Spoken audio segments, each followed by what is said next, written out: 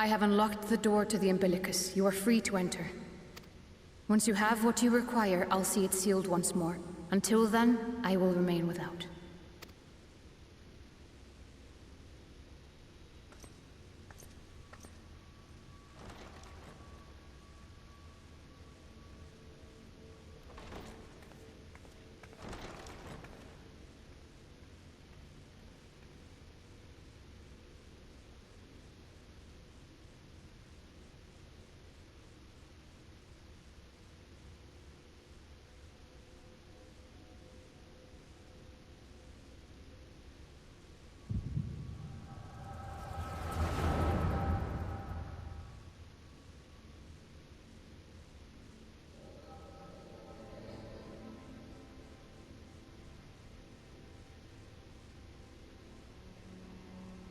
A moment to collect my thoughts, I prithee.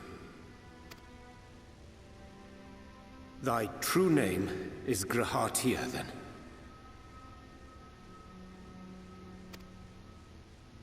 By thy claims, thou too art a native of the Source, though from an age beyond our own, when the 8th umbral calamity hath visited devastation upon our star.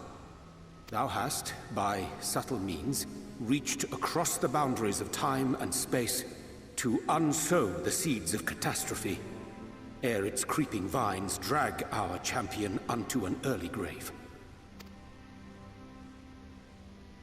In essence, yes. A difficult story to swallow, I am sure.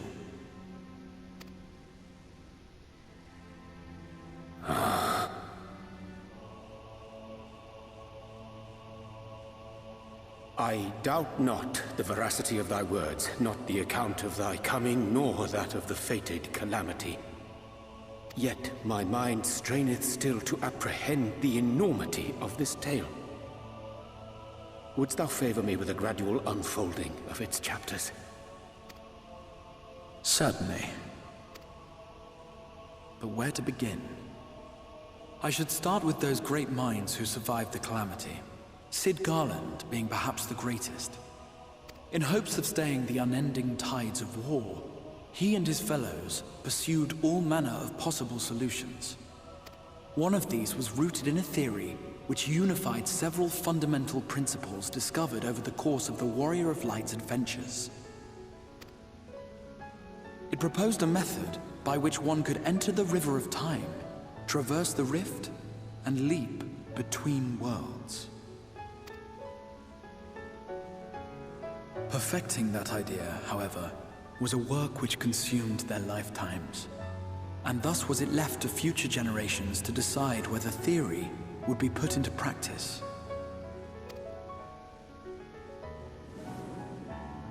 But all the while, the world continued to burn. Hope was a feeble outpost, beset on all sides by thievery and misery and murder. People cried out in despair. There is no hope. We are finished. Mankind is finished. Then others raised their voices in answer. Though we be beyond salvation, those who came before may yet be saved. We will forge a crossroads and pave the way for a different future. By the wisdom of our forebears, we will prevent this calamity from ever having come to pass.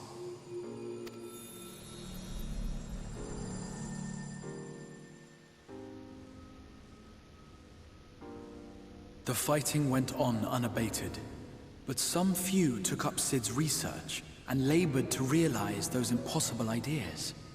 After 2 centuries of labor, their descendants finally succeeded in awakening the Crystal Tower, an integral part of the process, and, in doing so, roused its caretaker, me.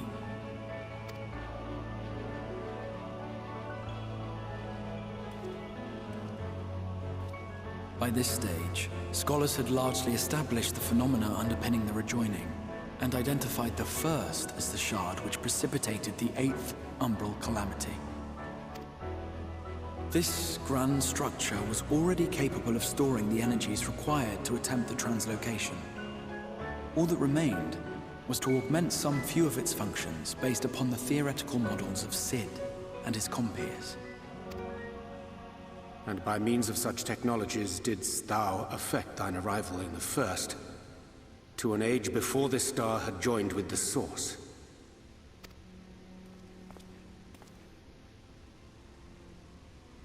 Some while before, as it turned out. 'Tis all but impossible to predict how time will flow between one world and the next, and we missed our mark by almost an entire century. But this only worked in our favor. The Sin Eaters could not be defeated without the blessing of light, and summoning the only woman who might stand a chance against them would require decades of preparation. An undertaking of scarce credible endurance. That thou hast kept thy plan from falling into disarray these many years bordereth on the miraculous. Yet howsoever history be rewritten, thy present self was shaped by events which followed the calamity. Should said catastrophe be averted, the very skein of thine existence will unravel. Surely thou hast foreseen this.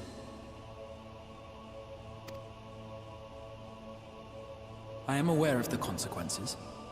'Tis for that very reason Sid and his colleagues bequeathed their legacy as an offering, and not an edict. To give all of oneself for the happiness of others, and with no promise of reward. 'Tis a hard thing to ask. Harder still for those condemned to survive in a world which pitted brother against brother. Indeed, you are right to call the execution of this plan miraculous, though the force which held it together was nothing so inexplicable. It was her. The warrior of light has been our unbroken thread.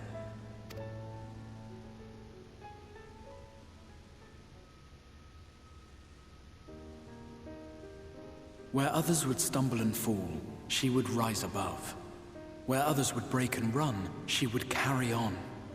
The warrior of light's tale is one of unyielding bravery. To tell it was to feel courage. To hear it was to feel hope. It was a breath of inspiration in an age of suffocating shadow. In the histories of a fallen nation was our hero hailed as its greatest ally.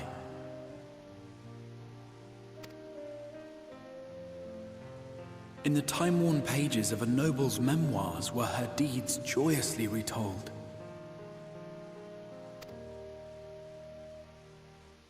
For many, these stories were the flame which warmed them through the coldest of nights.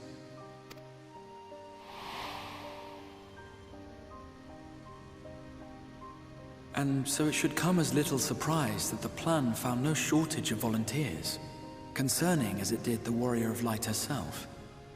It was their chance to add their own verse to the hero's saga. She was the lodestar that brought them all together, to send their final message back through time and space to her.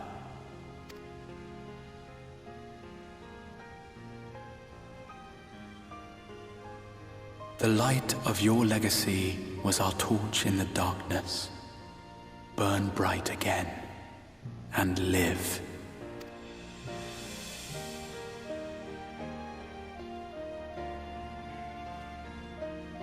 I am merely the bearer of that wish, come to ensure it is safely delivered.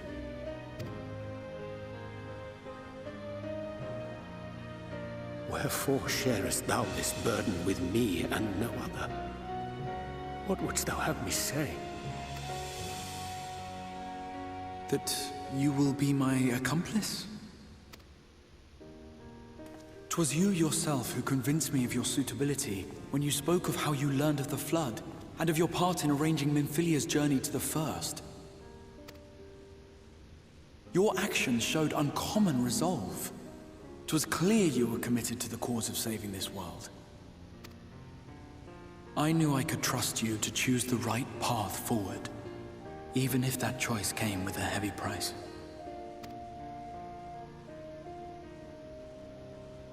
What price?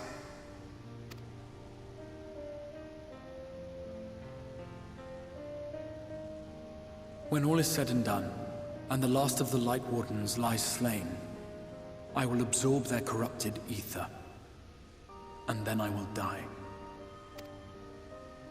Knowing what I know of your companions, not to mention your champion, they will try to stop me. But in saving one, they would save none.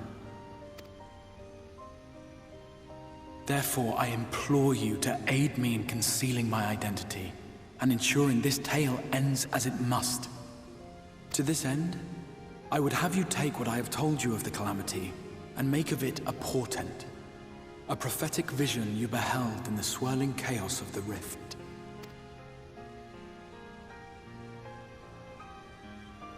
Is this truly thy wish?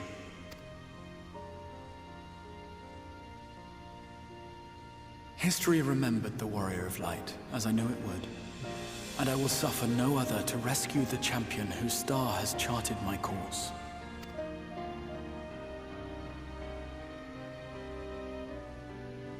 I will see this tale to a happy end, my friend. There has been enough tragedy.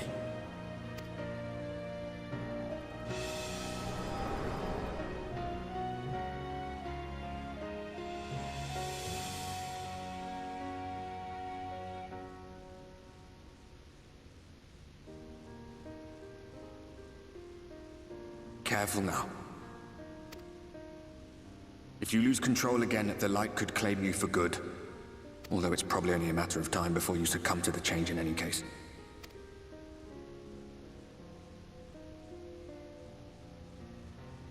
What do you mean to do?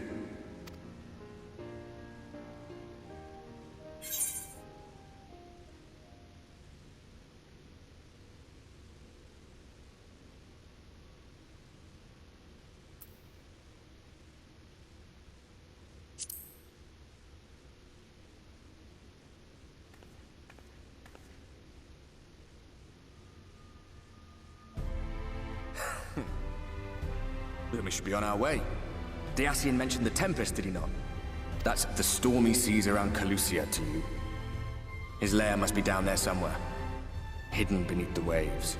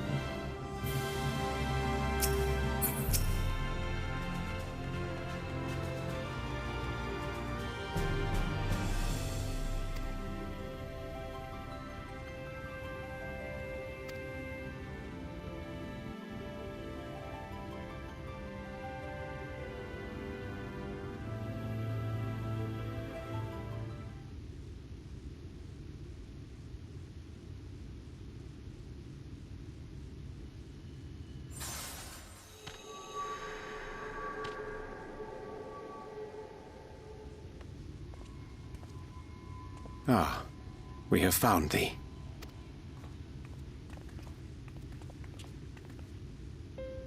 Word reached us of thy recovery, and thus did we gather with all haste. Ah. By thy looks I gather thou hast gleaned that which I came to tell thee. Urianger has shared everything with us. The Exarch's true identity and purpose.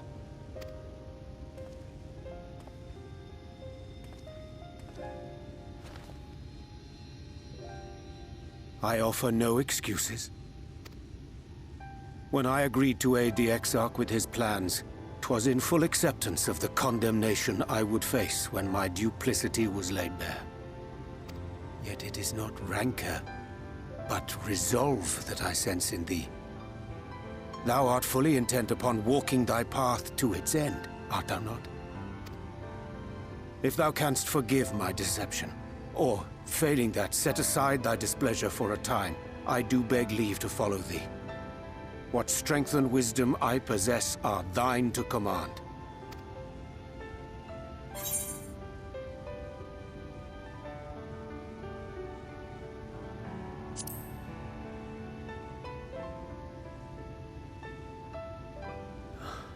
I thank thee.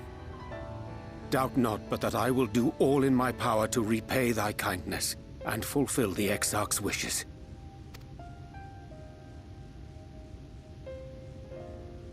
I'm sorry, but I don't think this is a good idea.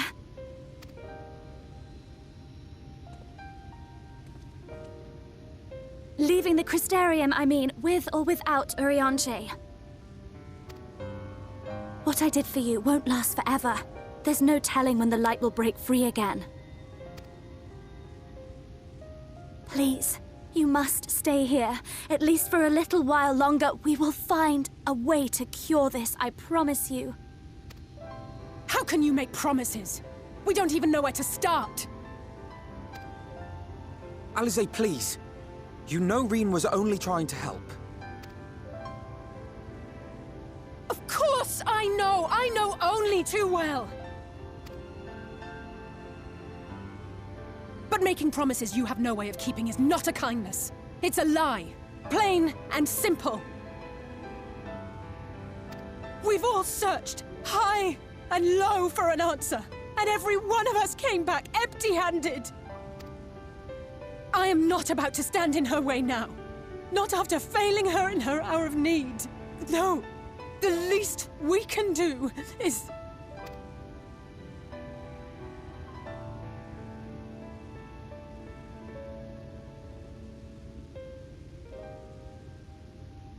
We will go with you as well. There is naught to be gained by standing still.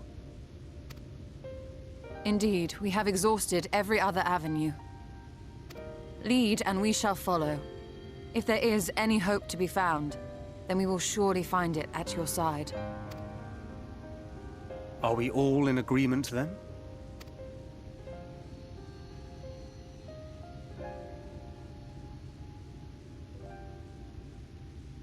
Is there aught we can do to help?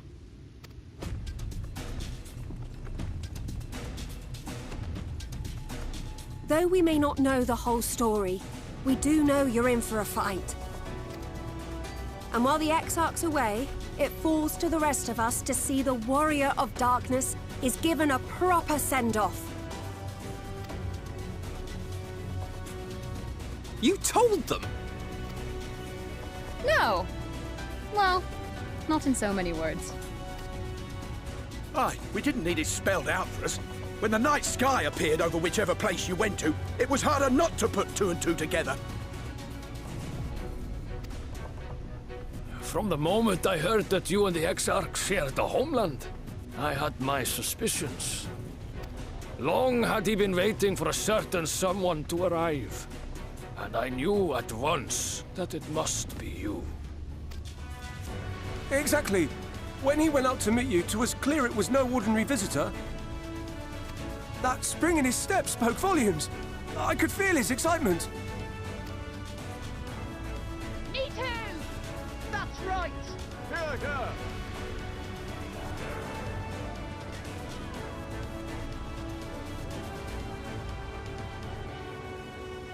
We do not fully understand where you or the Exarch hail from, or why you've all done so much to protect us.